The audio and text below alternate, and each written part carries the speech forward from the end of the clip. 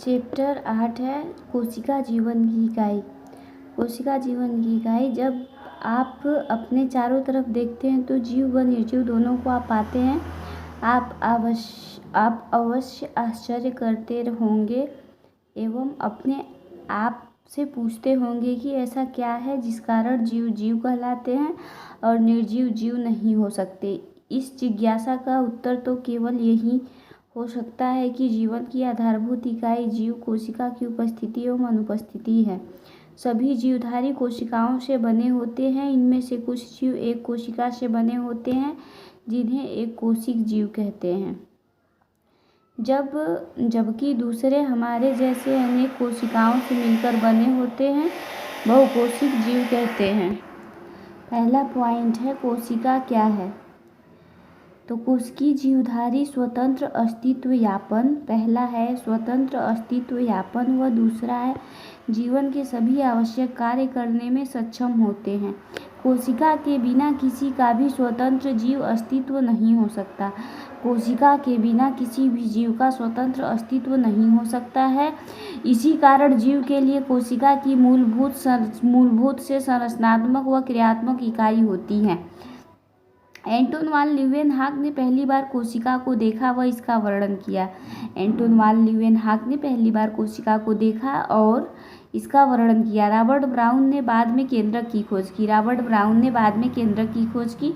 सूक्ष्मदर्शी की खोज व बाद में इनके सुधार के बाद फ्रेंच कंट्रास्ट व इलेक्ट्रॉन सूक्ष्मदर्शी द्वारा कोशिका की विस्तृत संरचना का अध्ययन संभव रहा।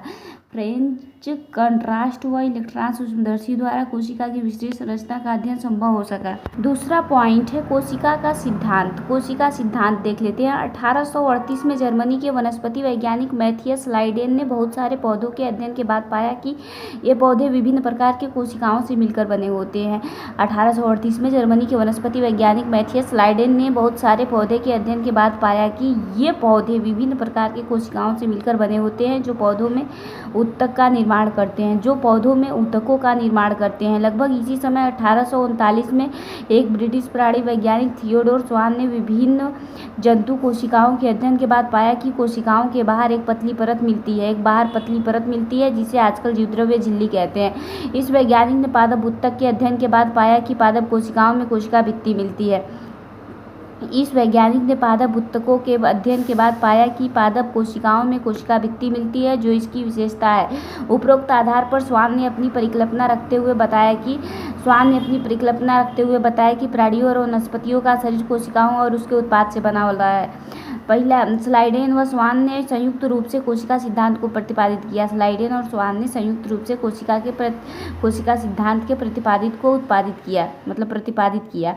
यद्यपि इसका सिद्धांत यह बताने में असफल रहा कि नई कोशिकाओं का निर्माण कैसे होता है। स्लाइडेन व स्वान यह बताने में असफल रहे कि नई कोशिका का निर्माण कैसे होता है। पहली बार रुडोल्फ विर्चो ने 1855 में स्पष्ट किया कि कोशिका विभाजित होती है और नई कोशिकाओं का निर्माण पूर्व स्थित कोशिकाओं के विभाजन से होता है। ओमनीसेलुला इसेलुला इन्होंने स्लाइडेन व स्वान की कल्पना को रूपांतरित कर नई कोशिका सिद्धांत को प्रतिपादित किया। वर्तमान समय के परिप्रेक्ष्य में कोशिका सिद्धांत निम्नवत है। तो इसमें पॉइंट भी दिया गया है। सभी जीव कोशिका व कोशिका के उत्पाद से बने होते हैं। सभी कोशिकाएं पूर्व स्थित कोशिकाओं से निर्मित होती हैं। तीसरा पॉइंट है कोशिका सिद्धांत का समग्र अवलोकन। आरंभ में आप प्याज के छिलके और या मनुष्य की गाल की कोशिकाओं को सूक्ष्मदर्शी से देख चुके होंगे। उनकी संरचना का स्मरण करें। प्याज की कोशिका जो एक प्रारूपी पादप कोशिका है जिसके बाहरी सतह पर एक स्पष्ट कोशिका भित्ति व इसके ठीक नीचे कोशिका झिल्ली होती है। जिसके बाहरी सतह पर एक स्पष्ट कोशिका भित्ति व इसके ठीक नीचे कोशिका झिल्ली होती है। मनुष्य की गाल की कोशिका के संगठन में बाहर की तरफ केवल एक झिल्ली संरचना निकलती दिखाई पड़ती है। प्रत्येक कोशिका के भीतर एक सघन झिल्ली युक्त संरचना मिलती है जिसे केंद्रक कहते हैं। इसे केंद्रक में गुणसूत्र क्रोमोसोम होता है। केंद्रक में गुणसूत्र के क्रोमोसोम होते हैं जिसमें आनुवंशिक पदार्थ डीएनए होता है। आनुवंशिक पदार्थ भी डीएनए होता है। जिस कोशिका में झिल्ली युक्त केंद्रक होता है उसे यूकैरियोटिक व जिसमें झिल्ली युक्त केंद्रक नहीं होता है उसे प्रोकैरियोटिक कहते हैं। जिसमें झिल्ली युक्त केंद्रक होता है उसे यूकैरियोटिक और जिसमें झिल्ली युक्त केंद्रक नहीं होता है उसे प्रोकैरियोटिक कहते हैं। दोनों यूकैरियोटिक व प्रोकैरियोटिक कोशिकाओं में इसके आयतन को घेरे हुए एक अर्धतरल अवयव मिलता है जिसे कोशिका द्रव्य कहते हैं। यूकैरियोटिक और प्रोकैरियोटिक को घेरे हुए एक अर्धतरल अवयव मिलता है जिसे कोशिका द्रव्य कहते हैं। दोनों पादप व जंतु कोशिकाओं में कोशिकीय क्रियाओं हेतु कोशिका द्रव्य एक प्रमुख स्थल होता है। कोशिका की जीव अवस्था संबंधी विभिन्न रासायनिक अभिक्रियाएं नहीं संपन्न होती हैं। यूकैरियोटिक कोशिका में केंद्रक के अतिरिक्त अन्य झिल्ली युक्त विभिन्न संरचनाएं मिलती हैं जो कोशिकांग कहलाती हैं। यूकैरियोटिक कोशिका में केंद्रक के अतिरिक्त अन्य झिल्ली युक्त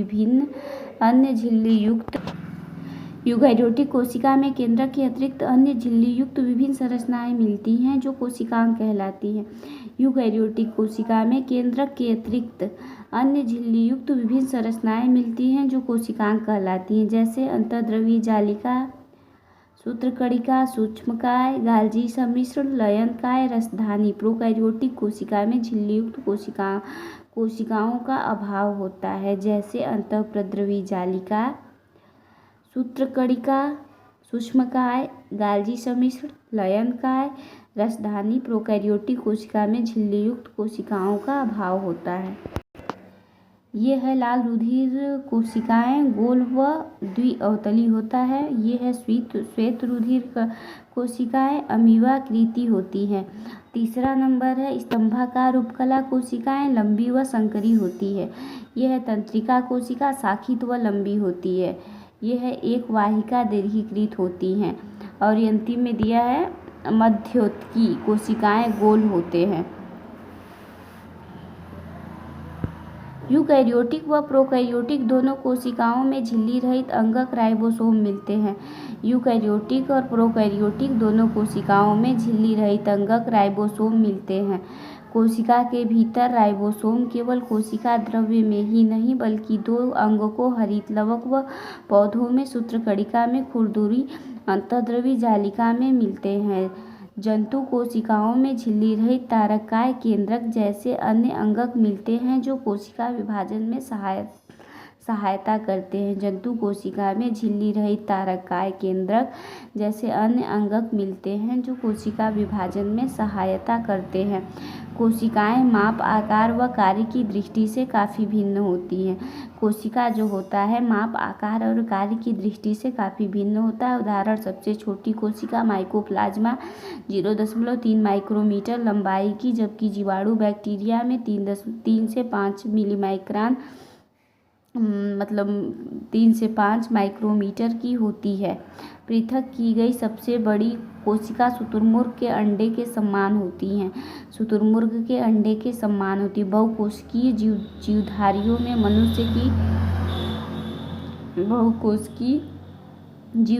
में मनुष्य की लाल रक्त कोशिका का व्यास लगभग 7.0 मिलीमाइक्रान 7.0 माइक्रोमीटर होता है। तंत्रिका कोशिका सबसे लंबी कोशिकाओं में होती हैं। ये बिंबाकार, बहुभुजी, स्तंभागनाभ धागे की तरह या असमाकृति प्रकार की हो सकती है। कोशिकाओं का रूप उनके कार्य के अनुसार भिन्न हो सकता है। चौथा पॉइंट है प्रोकैरियोटिक कोशिकाएं। प्रोकैरियोटिक कोशिकाएं जीवाणु, नीलहरित शैवाल, माइकोप्लाज्मा और प्लूरोनिमोनिया समजीव पीपीएलओ मिलते हैं। सामान्यतः ये यूकैरियोटिक कोशिकाओं में बहुत छोटी होती है और काफ़ी तेज़ी से विभाजित होती हैं। माप में आकार का काफ़ी भिन्न होता है। जीवाणु के 4 मूलाकार होते हैं: दंडाकार, गोलाकार, कोषाकार, सर्पिल। प्रोकैरियोटिक कोशिका का मूलभूत संगठन आकार व कार्य में विभिन्नता के बावजूद एक सा होता है। सभी प्रोकैरियोटिक में कोशिका भित्ति होती है जो कोशिका झिल्ली से घिरी होती है। केवल माइकोप्लाज्मा को छोड़कर कोशिका में साइटोप्लाज्म एवं तरल मैट्रिक्स के रूप में भरा होता है। इसमें कोई स्पष्ट विभेदक केंद्रक नहीं पाया जाता है। ये दिया है समीप केंद्र की कोशिका का अन्य सजीवों के साथ तुलनात्मक का चित्र है। इसमें प्रारूपिक जीवाणु जो होता है 1 से 2 माइक्रोमीटर होता है। पीपीएलओ लगभग 0.1 माइक्रोमीटर होता है। विषाणु 0.02 से 0.2 मिलीमाइक्रान होता है। आनुवंशिक पदार्थ मुख्य रूप से नग्न व केंद्रक झिल्ली द्वारा परिबद्ध नहीं होता है। जीनोमिक डीएनए के अतिरिक्त एकल गुणसूत्र गोलाकार डीएनए जीवाणु में सूक्ष्म डीएनए वृत्त जीनोमिक डीएनए से बाहर पाए जाते हैं। जीनोमिक डीएनए के अतिरिक्त एकल गुणसूत्र गोलाकार डीएनए जीवाणु में सूक्ष्म डीएनए वृत्त जीनोमिक डीएनए के बाहर पाए जाते हैं। इन डीएनए वृत्तों को प्लाज्मिड कहते हैं। ये प्लाज्मिड डीएनए जीवाणुओं में विशिष्ट समलक्षणों को बताते हैं। ये प्लाज्मिड डीएनए जीवाणु में विशिष्ट समलक्षणों को बताते हैं।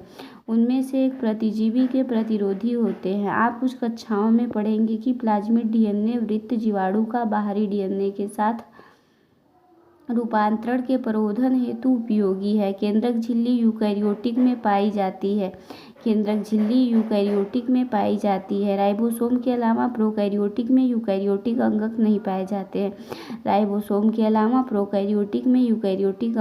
पाए जाते हैं। प्रोकैरियोटिक में कुछ विशेष प्रकार के अंतर्विष्ट मिलते हैं। प्रोकैरियोटिक की यह विशेषता कि उनमें कोशिका झिल्ली एक विशिष्ट विभेदी आकार में मिलती हैं, जिसे मीसोसोम कहते हैं। ये तत्व कोशिका झिल्ली अंतर्वलन होते हैं। कोशिका आवरण और इसके रूपांतरण। अधिकांश प्रोकैरियोटिक कोशिकाओं में, विशेषकर जीवाणु कोशिकाओं में, एक जटिल रासायनिक कोशिका आवरण मिलता है। इनमें कोशिका आवरण दृढ़तापूर्वक बनकर 3 स्तरीय संरचना बनाते हैं, जैसे बाह्य परत ग्लाइकोकैलिक्स, जिसके पश्चात क्रमशः कोशिका भित्ति एवं जीवद्रव्य झिल्ली होती है। यद्यपि आवरण के प्रत्येक परत का कार्य भिन्न है, पर यह तीनों मिलकर एक सुरक्षा इकाई बनाते हैं। जीवाणुओं को उनकी कोशिका आवरण में विभिन्नता व ग्राम द्वारा विकसित अभिरंजन विधि के प्रति विभिन्न प्रकार के कारण 2 श्रेणियों में वर्गीकृत किया गया है। जैसे जो ग्राम अभिरंजित होते हैं उसे ग्राम धनात्मक एवं अन्य जो अभिरंजित नहीं होते उसे ग्राम ऋणात्मक कहते हैं। ग्लाइकोकैलिक्स विभिन्न जीवाणुओं में रचना में मोटाई में भिन्न होते हैं। एक मोटाई में भिन्न होती हैं। कुछ में यह ढीली या छद्म होती है, जिसे अपंक परत कहते हैं। वह दूसरों में यह मोटी व कठोर आवरण के रूप में हो सकती हैं, जो संपुटिका कैप्सूल कहलाती हैं। कोशिका भित्ति कोशिका के आकार को निर्धारित करती हैं। वह सशक्त संरचनात्मक भूमिका प्रदान करती हैं, जो जीवाणु को फटने